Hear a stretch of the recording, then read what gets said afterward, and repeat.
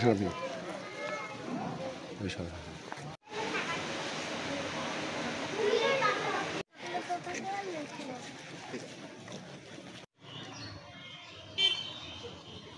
রক্ষার পাশাপাশি 15 বিজিবি আমাদের যে সীমান্ত রয়েছে, সীমান্তে 8 কিলোমিটারের ভিতরে প্রায় 145টি পূজা মণ্ডপ রয়েছে। সেগুলো বেসিক্যালি আমার রেসপন্সিবিলিটি।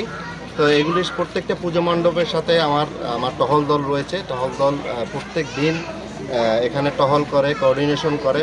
পূজা মণ্ডপের সার্বিক নিরাপত্তার নিশ্চিত করাটাই হচ্ছে গিয়ে আমার প্রাথমিক লক্ষ্য। তো সেই জন্য যেটা আমরা করে থাকি যে আমাদের 3 স্তর বিশিষ্ট একটা নিরাপত্তা বলয় আমরা করে রেখেছি। এছাড়াও আমাদের একটা অ্যাপস আছে যে সুরক্ষা অ্যাপস, সেটার মাধ্যমে আমরা তথ্য পেয়ে থাকি। এখানে দায়িত্বরত যারা আনসার আছেন তাদের সাথে আমাদের যোগাযোগ রয়েছে।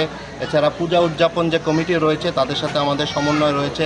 স্থানীয় জনসাধারণের সাথে আমার যোগাযোগ রয়েছে। আমাদের গোয়েন্দা টিম রয়েছে, পুলিশ প্রশাসনের সহিত যোগাযোগ রয়েছে।